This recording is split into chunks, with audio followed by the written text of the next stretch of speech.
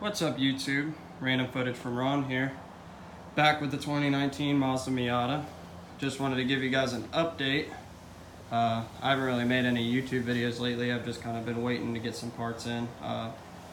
So far I did raise the car back up a little bit. It's getting a little hard to drive around town. I also put on the Garage Vary spacers or wheel adapters in there. I went with the 1520. Seemed to give a better stance than having the wheels tucked in really far. Other than that, I did put a down payment on them, or pre-order I guess you could say. I ordered the Carbon Miata.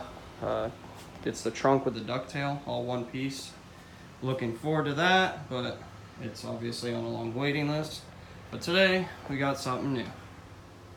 In that little box right there, it's kind of banged up.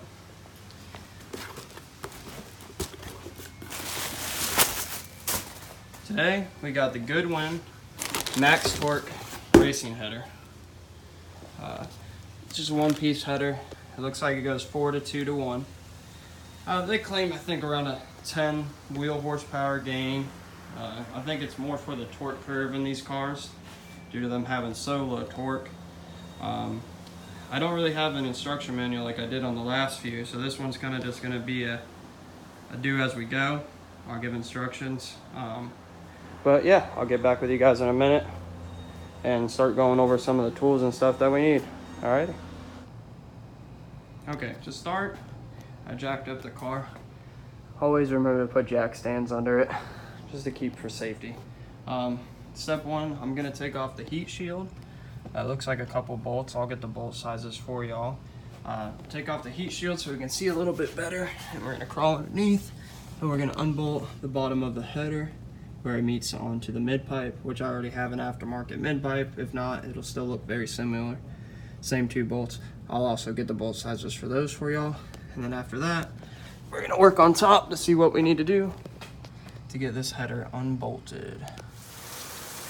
As you can see, we got the heat shield off. It was 3 10mm bolts, one right here, and one down here that was a little bit harder to reach, but you're able to get them all with the wrench. Then the bottom, where it connects to the mid pipe, was 14mm. 2 nuts that come off quite easily. So after that, we're gonna work on getting the 5 studs off for the header.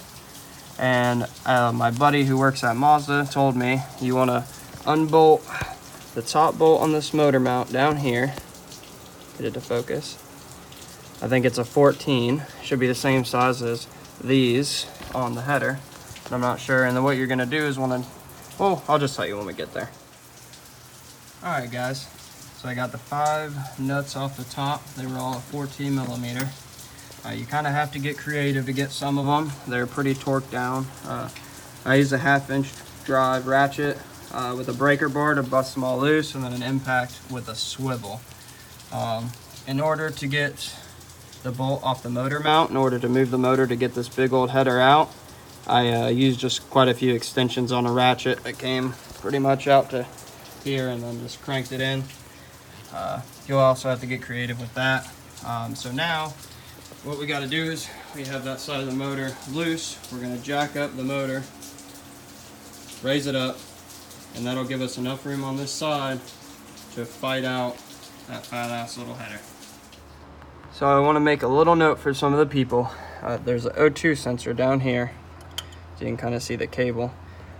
It's hard to see, but there's a yellow clip that you're gonna have to undo in here, and then you have to unplug it from right behind this piece.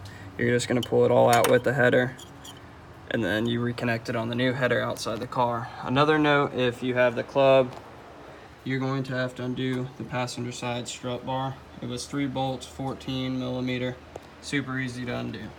Now I'm gonna work on jacking the motor up, and hopefully we can get this header wiggled out of here. I forgot to mention, when you want to jack up the motor, there's a skid plate right here. There's a bunch of these green bolts on it. I think they're a 12mm. Yep, 12mm. You got to take all those out. There's 9 of them. And then crawling up under here, you're going to see that there's a bracket that holds that header in. There was 2 14mm bolts right there you can see on the side of the oil pan. You also have to take those out. That's why the header won't move until you get those unbolted. So now I'm going to work on putting a piece of wood against the oil pan, jacking up the motor, and then we're going to wiggle it out the top. And if I find any other tips or anything I recommend, I'll let you all know. So this is the OG header pulled out. Got the O2 sensor pulled off of it on the new one. Just reused the gaskets on it. As you can see, sorry about it being so bright, this header has a lot more room. You definitely have to yank on all this stuff to get it in and out. It is a pain, but I think it's worth the fight. So we're gonna go ahead and tighten everything back up. You got the 5 studs up here. You got the motor mount, strut bar, and down here you have the 2 for the exhaust, and then you have all of the ones for the protector down here. So let's go ahead and get that back on. I just wanted to check in with everybody. Everything's tightened up now. Quick tip with the header, you start in the center and work your way out on both sides. The O2 plug is very, very tight.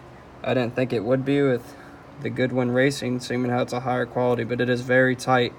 You actually have to unclip it from behind here. I had to pull it out around, but it does latch. It's tight, but it latches. Got the strut bar and everything tied down, so I'm going to lower the car down. Actually, you know what, I'm probably going to start in the air. If you have a stock height, you won't have the problem that I do, but with it being lowered, I won't be able to check the front mounting point for an exhaust leak. So I'm just going to turn it on for a minute, check up here for exhaust leak, check below. If I don't have an exhaust leak, I'm going to put it down and then I'll start it up and get it all on video so you guys can hear what it sounds like.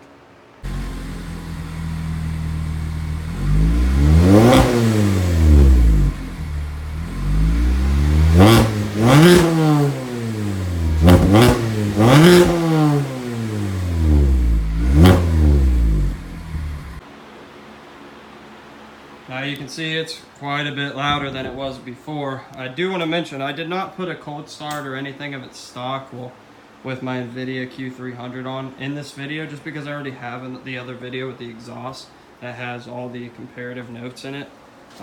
This thing it's quite louder. It might be harder to tell in person. When I leak tested it and turned it on with the cold start, it was a lot louder. I just can't, I didn't want to piss my whole neighborhood off. We're going to take it for a quick spin and just show you what in the cab sounds like. But it's definitely louder. I'll also let you guys know what I think about the power in it as well.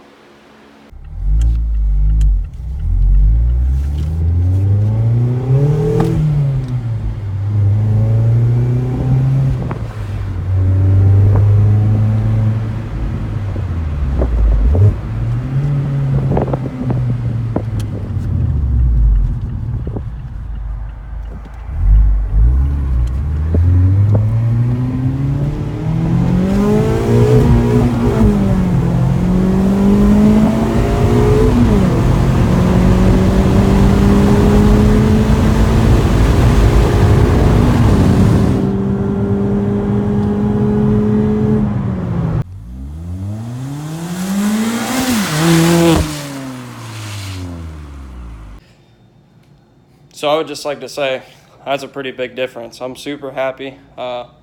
Obviously I have to drive around with it for a little bit and then I can give a more honest opinion. I'll have another video up when the trunk comes in the mail, the carbon Miata trunk.